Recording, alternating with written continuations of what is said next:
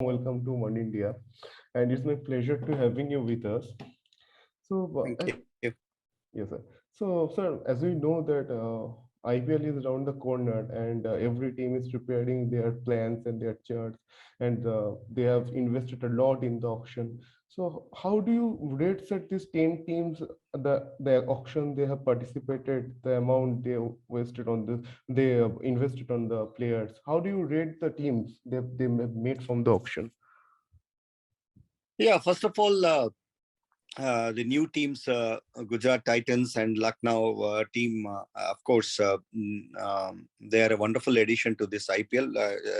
IPL has been growing with every passing year, and a lot of players, if you look at both international and domestic cricketers, are being left out because of lack of those places in the playing 11s. Because you believe in consistently playing the same possible 11 so that you get consistent results. So there are many quality players, international players who are left out on the bench because of lack of places in the playing 11. But with the addition of these two teams, I'm sure lot many people, players will get an opportunity, and I'm very happy that both international and domestic players are being benefited out of the addition of these two teams this season. Okay, sir. And so my next question is that I mean, what you are expecting from this year's IPL actually, because each every passing years you have found that many youngsters come out, many players establish themselves in their profession, in their career. So, what you are expecting from this year? Yeah, very similar, very similar. We'll definitely identify a few more potential players. Maybe when there was an eight teams IPL at that time, so a few more international, a few more domestic players might be sitting on the bench. But this is a great opportunity for them. So with every passing year, IPL always throws you some special talent, and I really wish and hope that a few more special talents will be identified after the completion of this edition of IPL. Lovely. And sir, my next question is that as you know that just now Mahendra Singh Dhoni has stepped down as the captain of Chennai Super Kings and the baton has handed over to Ravindra Jadeja. So how do you rate his decision, and is it will be a helpful decision for Chennai in next years or in this year IPL? Will you be Yeah, beneficial for first of them? all, it's very difficult to accept this team Man in Yellow without MSD as a captain, because ever since IPL has come into the place, I think he's led the side. He's not only led the side, he led the side with led the side with a lot of success. They won Yes. four times IPL championship. The last edition was also one. Not many people accepted that, because they all they call this team as a veteran team or a daddy's 11. But the way it's purely because of his master skills in terms of captaincy, which has helped Chennai Super Kings to win the championship last year. And the way they came back even after that ban period, and immediately they won the IPL championship. So all these things shows that they apart from the proper combinations that they come out with, it's actually the master brain that works from behind the stumps is MS Dhoni. It's very difficult to accept this fact, even for proper cricketers or proper cricket lovers like us, or even for a ardent fan of MSD. But having said that, there is an end for everything, and we need to pass on the baton from one person to the other. And I know right now, though Ravindra Jadeja doesn't have that kind of experience behind him leading the sides, but he is in outstanding form as a cricketer, and someone who has got that, someone who can bring that positive vibes when it comes to as a player, as an all-rounder. He brings that positive vibes, and last edition of IPL also we have seen has been phenomenal. In the last 2 years, I think he's one of the best all-rounders playing across three Absolutely. formats in world cricket, right? So this is the best time for him. This is the best time for him to take over the mantles of CSK. And since MS is also going to play matches, I'm sure under the tutelage and under the mentorship of MS, let's hope that Ravindra Jadeja emerges as a good leader. Absolutely. Sir, in this purpose, in this context, I would like to ask you that MS has just left out his the captaincy role, but when he will in the team, he will behind the stump. Don't you think that he will deliver his direction towards the players, to the bowlers, and that will help Ravindra Jadeja and the CSK itself? Yeah, you might have removed MS as a captain, but you cannot remove captaincy from him. He's an inborn leader. He's Absolutely. basically an inborn leader. Yeah, and so those qualities are he's full of those qualities, and he believes in contributing those qualities and supporting. If you see the way he supported Virat after relinquished his captaincy in ODI and T20 format, the way he supported, the chemistry that he built with Virat has really helped Indian cricket to reach greater heights. So I'm sure he'll be doing a similar role with Ravindra Jadeja too, and behind the stumps he is definitely going to there to guide this side. So as long as MS is on the field, I wonder what will happen to CSK when he leaves this and he's sitting on the bench as a mentor. But right now, as long as MS Dhoni is on the field, his leadership qualities will definitely come to the fore. Absolutely, sir. And sir, which team are you taking the contender for this year's IPL? See, it's too premature to say this because we have two more teams, and maybe a few games, a few games into the IPL, we would be able to know, understand. But relatively, CSK has got a more stable side right now because they got their core strengths back. Did a good job when it comes to the auction process. So is Delhi Capitals have done their job. Mumbai Indians have got their core players back. So it's going to be very, very interesting. Apart from these three teams, we'll have to look out for whether KKR does the same thing what they did last year, or whether the new teams will spring a surprise. So majority of the teams had a little shake up in their squads. Compared to CSK, Mumbai Indians, and Delhi Capitals, because if you see the way these guys pick, there is a consistency in what they do. That's the reason why we can see the consistency in their results also. They did a great job by doing a lot of homework in picking the right squads, picking their players. Especially when you say that CSK and Mumbai should be given that special appreciations for getting their core players back. And the same thing that Mumbai is going to play on their home soil and home state also, and they will get the benefit of the crowd of the stadium because 25% of the crowd has been allowed by BCCI.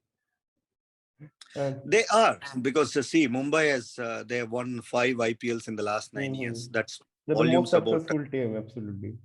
Undoubtedly in IPL history, I think the CSK has won 4 times. 4 times, yeah. Hello.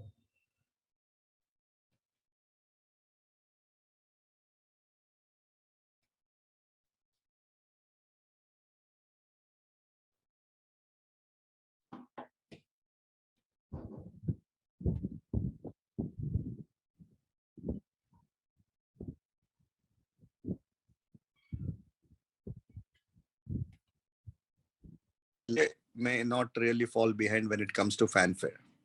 Absolutely, sir. And sir, another thing that after the IPL, India team will get prepared for the World Cup, and we know how team was totally thrashed in last year's edition. They lost against Pakistan, that we have never lost in World Cup. This is our history, but the team, it happens in cricket. So, sir, when it comes to the 2022 T20 World Cup in your corner, and you are going to play IPL, how the players or how the selectors, and even you are the chief selector, you know how it works. So how the players or the selectors will look at onto the players who will perform in this year's IPL? Yeah, to begin with, I think last edition of IPL has definitely thrown some special talent, and the selectors have picked those special talents into the squad, which may not have helped the team's cause to get into the next rounds. But this time around, I wish and hope that. That this edition of IPL will help the selectors to form the right combination, because back to back, we are having the second T20 World Cup in consecutive years. So it's a great opportunity. Somehow we didn't do well in the UAE World Cup, and I hope the wickets in Australia might suit our style of, because we have a lot of attacking players, and maybe those wickets will definitely suit Indian style of batting, or Indian style of playing. So I hope that this IPL throws that special talent. But I have a feeling that by now the selectors would have figured out their core team. Understand. So they already have figured out their core team, but in that IPL they will also find for something more. If they get that, then they will replace that with what they have think, right? Yeah, form is one thing that they will definitely look at it, because some of those players form is very, very key for the team's success. So those players whom they are in their mind, those combinations and all, if those guys perform consistently, definitely it's going to be a good added advantage. Like, all rounders that you're looking at. So because all rounders are going to be key. So you're so sure about Jadeja, what the fast bowling all rounders. Sorry, what about the other all rounders, like Venkatesh Iyer or anybody else, and Shivam Dubey, or all these guys, those little contributors who can do a good thing for Team India. And what about the spin department? Because last time we picked about 4 or 5 spinners. So how many spinners? All those things will come into the picture, because you may not require so many spinners in Australia. Some form, like I think they missed a trick or two by missing out Chahal in last of World Cup. So I hope Chahal is going to be a guy whom they will definitely look out for, because of his experience. So they'll also look at how Kuldeep shapes up in this edition of IPL. So it's going to be very interesting. See, all these people whom I spoke, I think everybody knows that they are on the fringe. So the form of these players in this edition of IPL will hold the key for their selection. Answered. I will ask you in the same context that everyone is the top. I mean, talk of the town that Hardik Pandya, when he will get his chance in the team, and he will get back or not. But the selectors are saying that he have to prove his 100% fit, or he have to be fit himself as a batter. So what the future for Hardik Pandya? Can we see him in 2022 World Cup? See, Hardik Pandya is definitely an asset for the side. There is no two ways about it. As long as he gives you those 3-4 overs and bats at number 6, number 7. So, but if he's not going to bowl, then it's definitely a cause of concern for the side, because you'll miss the trick or two, because you have considered him as an all-rounder in the squad. So if you're considering him as an all-rounder, then he has to keep bowling those 4 overs. And if you are just considering as a batsman who bats at number 5 or number 6, then you're competing against a proper batsman like Sky or Suryakumar Yadav, or someone who are at who are maybe in Ishan Kishan or Ishan. Of course, Ishan Kishan is one floater of a guy, so who's going to be in the squad as a in case if he's going to be. So these are there. He has to compete against a proper batsman. If he has to compete, then he has to deliver also in this IPL. Absolutely, sir. But having said that, I always wish to have a guy like Hardik Pandya in the squad. I only wish that he should have recovered very well and bowl those important 4 overs. Since he's also going to lead the side, I'm sure Gujarat Titans. little sense of maturity will also build on. And if he can do that, take the responsibility of the team, bowl and bat and lead the side, I think he'll be an invaluable asset for the side in Australia. Absolutely, sir. And sir, I will just ask last 2 questions would like to ask. And sir, my second last question is that what is your assessment on the Virat Kohli Ravi Shastri era and the era that has started with Rahul Dravid and Rohit Sharma? Do you think that the new pair will give India a lot more success and will bring India's level of cricket upwards? Yeah, to start off, Virat has formed a very good combination with Ravi and his entire team. I think if you see the success rate of Indian team, I think we were number one across all three formats during their tenure, across all three. And in test format, I think all 4 years we were at number one spot. So, so Indian team has reached pinnacle. I know that they wouldn't have won ICC Championship trophies, but having said that, they have formed a fantastic side. Absolutely, and number one side in that time also. In fact, I still remember we have beaten New Zealand in New Zealand, Australia in Australia, South Africa 5-0. We have beaten West Indies. You've beaten every country that we went during their tenure. So I mean, their success rate has been almost close to 80-85%. So hats off to both of them. And having said that, the next, see, cricket doesn't stop for anyone. The baton has to be passed on to the next generation. So it's too premature to talk about Rahul and Rohit's combination. But I have no doubt that Rahul, being Rahul, a studious sort of a person, he will definitely take the onus, take the responsibility on his shoulders. So is Rohit Sharma, because Rohit also has tasted a little bit of success across three in whatever little time that he has led for Team India. So it's going to be a good combination. There's no two ways about it. And this is the best possible combination right now we have also. Yeah. And one thing I would like to add that you might have forgotten, but we have not forget the success that Virat Kohli and Ravi Shastri get is also because of Chief Selector MSK Prasad, who have made the team, who had arranged all these things and who have made the thing. So we cannot forget your contribution towards the success of Team India in that period. Cricket being a team game on the field, off the field also, I feel that it's a team game. It's a combination of team management, combination of selectors, the board, all put together. So fortunately, during our tenure, all three have come to a good consensus, and we had a clear-cut pathway also. Absolutely. And the way you have selected the team, the way you have chosen the player is totally. I mean, I don't know. I am following the game for last 15-20 years, but I don't know how many selectors have taken this kind of bold step to make a team as much powerful that I have seen in your tenure, sir.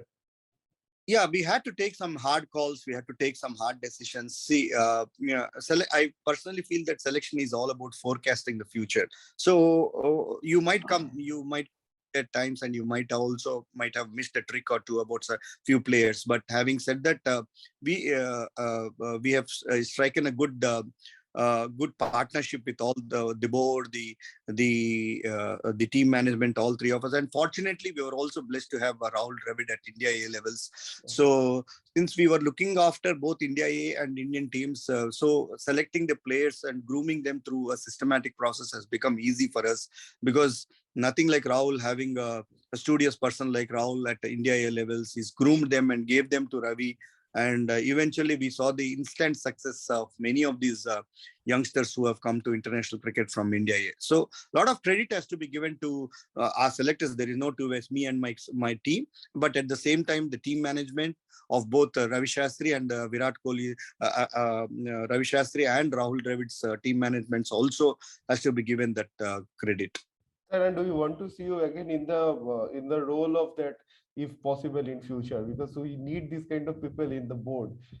You know how the selection process is going on right now, and you know everything on that. So we need people like you for the betterment of Indian cricket. Yeah, I'm definitely there because see, cricket is what we know all through our life. Yes, so if in case there is any requirement from my side for the board and for the development of the game or anything, I'm always, and I will never shy away from my responsibility towards my state when I was there for my state, or towards my nation. So I'm always there for cricket and cricketers. Absolutely, sir. And in your playing days, you also proved that in your time as a selector, and in your state level, you also proved these things. And we have know all these things that you have done. So, sir, my next question is, and the last question you can say, that the World Cup, the Women World Cup, which is going on, might be the last World Cup for Jhulan Goswami or Mithali Raj. So India have made the situation tricky for themselves, because they have got good start, but they have made the situation tricky for themselves. So is it possible after losing so many matches to qualify for the top spot I mean, to qualify for the top four position, and after competing that to get the position in the final or semi-final. No, if you Kaushik, if you see the table, say it's been changing every passing game. The best of the teams are losing to the not the best of the sides, and India having beaten the best of the sides also lost to some little ordinary teams also. It's not just with our team, England is also in a tricky position. England and New Zealand and Australia are supposed to be the torch bearers of women's cricket when it comes to the world cricket, but even England is struggling a bit. So but having said that, India has definitely put up some wonderful performances. We had 3 centuries scored by Mithali, Manpreet, and all, and we have a good side. I think this is the best opportunity for them. It will be a great tribute to the legendary cricketers like Mithali and Julan Goswami if they can win this World Cup. They still got. I strongly believe that they still have a strong, wonderful opportunity. See, I'm sure with the South Africa game, I think if we can pull out the South Africa game again, we will our position will become a little more stronger also. So I have a feeling that we'll definitely get into the semifinals, and then it's those two important games which will eventually help us to win the trophy. And it will be a great tribute if all the players come together, to give a grand farewell to both these legendary, like how in 2011 our young brigade has given this tribute to Sachin Tendulkar. Absolutely, absolutely, sir.